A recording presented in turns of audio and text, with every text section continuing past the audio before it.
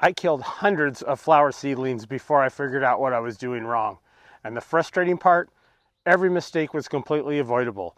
Today I'm sharing the 5 seed starting mistakes that are probably killing your flowers right now, and number 4 is the one that cost me an entire season of zinnias. Welcome back to the farm. So here's the thing. Most seed starting advice out there is for vegetables, tomatoes, peppers, that kind of thing. But flowers are different. They have different light needs, different timing, and different soil preferences.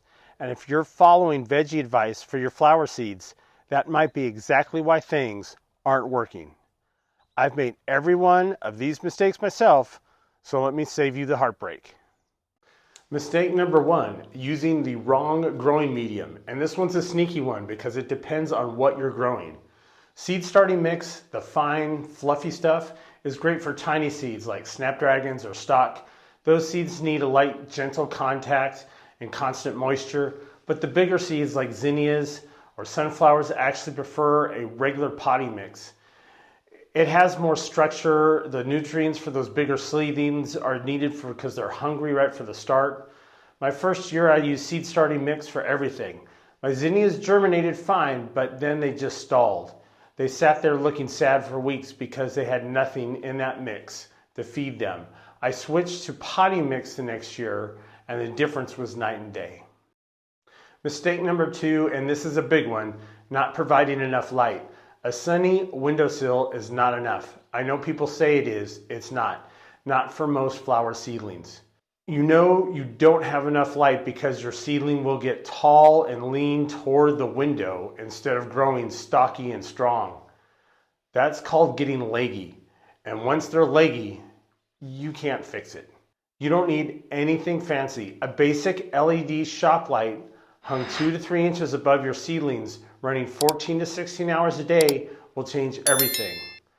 I compared going to the big box store and building my own to buy a pre-made LED. The cost was about the same. I'll put what I use in our Amazon store link below, so you do what works best for you. One more thing, as your seedlings grow taller, raise the light. Keep that 2 to 3 inch gap consistent. Or do what I do here and just raise the tray that they're on, and as they grow, remove the extension that the tray is sitting on.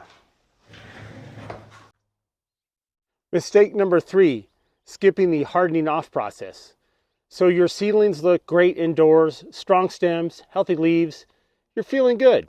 You plant them straight outside on a nice warm day, and 2 days later, they're sunburned, wilted, or just dead. Indoor seedlings have never felt wind, real sun, or temperature swings. You have to introduce them gradually. Day 1, a couple of hours in the shade. Day 2, a little more in the sun. By day 5 or 6, they can handle the full exposure. Then plant them out. I skipped this step with an entire flat of dahlias seedlings. My second year, planted them on a Saturday, and by Monday, they were toast. Every single one. That was an expensive lesson. Mistake number 4. This one cost me all of my zinnias one season. Starting your seeds way too early. I get it. It's February or March. You're excited. The seed catalogs are calling your name. So you just start everything 10 to 12 weeks before your last frost date. And then by the time you can actually plant outside, your seedlings are leggy, root bound, and stressed. Here's the truth. Most annual flowers need only 4 to 6 weeks indoors. That's it. Zinnias, 4 weeks. Cosmos, 4 weeks. Snapdragons are one of the exceptions.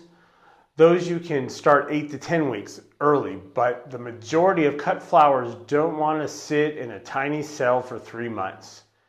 Check your last frost date. Count backwards and resist the urge to jump the gun. Your plants will thank you. Mistake number 5, overwatering. This one kills more seedlings than any disease or pest. When soil stays constantly wet, you'll get dampening off. That's when your seedlings just fall over at the soil line like someone chopped them down with an axe. It's a fungal issue, and once it starts, it spreads fast. Here's my rule. Water when the top of the soil feels dry to the touch, not on a schedule. Your watering frequency is going to depend on your humidity, your heat, your airflow. So feel the soil. If it is damp, leave it alone. Good airflow helps too. A small fan on a low point near your seedlings, not directly blasting them, but it helps strengthen the stems and prevents the still humid conditions that fungus love. All right, let's recap. Stop starting too early, 4 to 6 weeks for most flowers. Match your soil to your seed size, get a real grow light, never skip hardening off, and let the soil dry between waterings. If you want to put this into practice right now, I've got a full step-by-step guide on growing zinnias from seed coming next week. They're the perfect beginner flower to test everything we talked about today. Drop a comment and tell me which of these mistakes have you made. I've made all 5, so no judgment here.